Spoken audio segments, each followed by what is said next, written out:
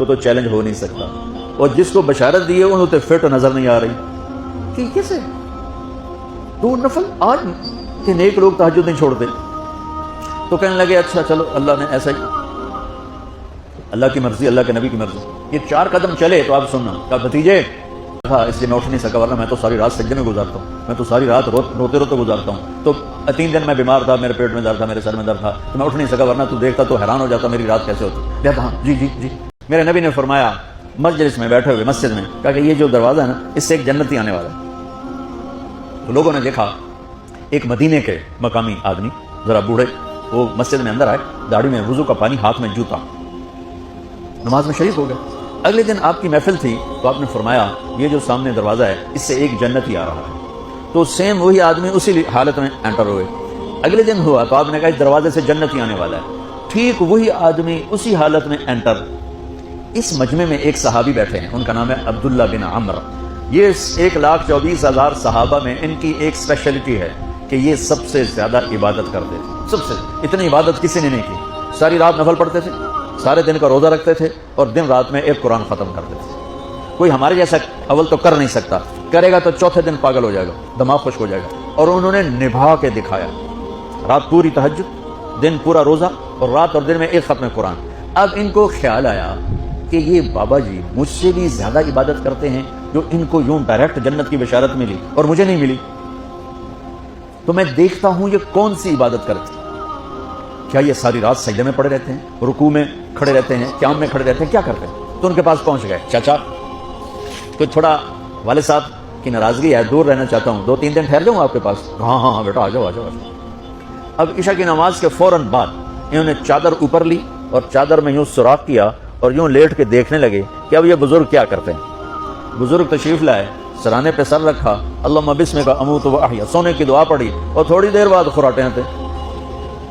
بڑے حیران ہوئے، بھائی میرا تو خیال ہے یہ ساری رات سجدہ کرے گا تو رو رو مصلی تر کر دے گا، یہ تو خراٹے چون جانے ہو جا رہے ہیں. اب وہ دیکھ رہے ہیں ابھی اٹھے گا ابھی اٹھے گا ابھی اٹھے گا. پھر انہوں نے کپڑا اتار دیا، ابھی سویا ہوا ہے. وہ فجر کی اذان پہ اٹھے اور ان کا دماغ چکر کھا گیا. بھائی اے کی بڑی تہجد دے 2 نفل بھی نہیں تو جنت دی بشارت 3 دن کٹھی. میں نے کہا کل دیکھوں گا، کل شاید کچھ اور کریں گے. اگلے دن آئے پھر اسی طرح یوں کر کے لیٹ گئے، اور بزرگوں نے بھی یوں کیا، اور بسمک اموت و احیا، اور پورا کمرہ خراٹے آنا. وہ پھر پریشان، یہ کب اٹھے گا کب اٹھے گا. فجر کی اذان پہ اٹھے تو اور ان کی حیرت بڑھ گئی، کہنے والا سچا، اس کے بات کو تو چیلنج ہو نہیں سکتا، وہ محمد مصطفیٰ ہیں. لیکن یہ چکر کیا ہے، یہ جنت مل کیسے رہی ہے؟ چلو ایک رات اور صحیح. تیسری رات آئے، یہ یوں لیٹے وہ یوں لیٹے، یہ دیکھتے رہے وہ سوتے رہے، حتیٰ کہ فجر کی اذان پہ آنکھ کھلی.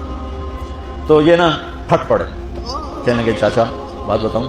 کہنے کیا ہے؟ کہ میری کوئی جھگڑا نہیں تھا ابا سے، میں نے 3 دن مسلسل تیرے بارے میں سنا جنتی آ رہا. 3 دن تجھے اللہ کے نبی نے بشارت دی جنتی ہے جنتی ہے جنتی ہے. لیکن میں اس بات پہ حیران ہوں تو ساری رات سوتا رہتا. اس زمانے میں منافق بھی تہجد نہیں چھوڑتے تھے.